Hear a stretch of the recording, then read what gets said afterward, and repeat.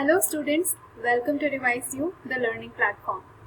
Today we are going to deal with a very interesting topic from your class 12 physics chapter 1, which is continuous charge distribution. So as the name suggests, continuous charge distribution. So charge is distributed continuously over the body. Alright, so this is what the meaning of continuous charge distribution is. So if we have a continuous distribution of charge, may it be 1D, 2D or 3D case, then how are we supposed to define the electric field intensity at any point on that object? Right? This is the major issue. So we have already seen that electric field due to a point charge which is at some distance, right? We have also seen when we have group of charges, then we take principle of superposition of these charges to calculate what? The electric field intensity. But what about when the charge is continuously distributed over the body? So today we are going to see such an event where the charge on the body is continuously distributed over it, right? So for such bodies where the charge is continuously distributed, what you have is that the electric field intensity at any point is calculated by dividing the charge distribution on that body into very small elements. Means you are dividing the entire body into n number of portions, right? You are dividing it into very small parts. So here there is a concept known as differentiation that you might already be aware of, as you have already read it in your class 11th maths. For those who do not know what is differentiation, let me just introduce it. When you have a very big body, right, what happens is you divide the entire length. Let's assume that you have this, right? Now you have this, what you are going to do is you are going to divide it into n number of parts. The actual length was L and now the small portion, its length will be very small, dl, right? Similarly, this concept is used in your continuous charge distribution also. When you have a body in which the charge is continuously distributed, then you divide the entire body into n number of small portions, right? And the electric field intensity due to that small portion is said to be small de, right? It is very small intensity, right? And in order to find the complete intensity on the body, what you do is you do integration. So I think that you already know what integration is. Integration is the opposite of differentiation. In differentiation, you are dividing the entire body into number of portions, right? Whereas in integration, what you do is you combine these n number of particles or pieces or lengths together to actually find the entire body, right? This is what is the true meaning of integration, and you integrate something with this sign. It's an elongated S sign, right?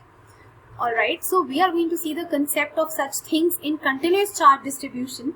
So you have charge distribution into three categories. One is your 1D charge distribution. So linear refers to, one axis only, linear along one line. So this is known as 1D, whereas surface is defined in x and y, two coordinates. So it is 2D, and volume requires your depth also of the body, right? So it is a 3D quantity. So here you have 1D, 2D and 3D example of continuous charge distribution. So in linear charge distribution, what you have is that let us assume that you have a curve like this and the charge is continuously distributed over this curve. Now what I want is I want to calculate the electric field intensity of such a body. I am going to divide it into n number of parts, right? I am going to differentiate it over here. So let us assume that this length is dl, whereas the charge over it is small dq, right? So linear charge distribution or linear charge density is defined by a symbol known as lambda, and it is the ratio of your charge, that small charge, by the small length, right? Now charge is represented in coulombs and length is represented in meter. So its unit are coulomb per meter. Right, so it was a very simple process where you saw that if you have a curve, you can easily find its linear charge density, right? Now, when you talk about cases of 2D, when you have surface charge distribution or surface charge density, then what you do over here is that you have a 2D body. You write it as sigma is equal to dq upon ds. So here, what you can imagine is, like you can imagine you have this surface over here. The charge is distributed continuously over the body, right? and the portion that we are dealing with is, let's suppose, this surface. So you can say that this small surface is ds, right? It is a very small portion of the entire surface you see, and the charge is what? Very small charge, dq. So you can represent this as ds by dq by ds ratio, right? This is sigma. This is what? Coulomb per meter square. So its terms, units are Newton per meter square.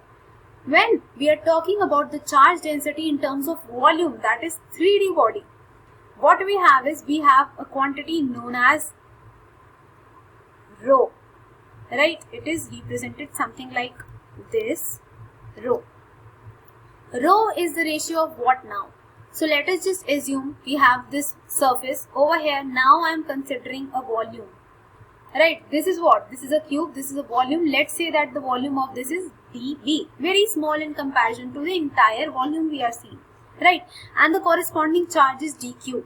I can say it is what? It is the ratio of dq by dV, right? It is what? Coulomb per meter cube. So I can write what? It is Coulomb per meter cube.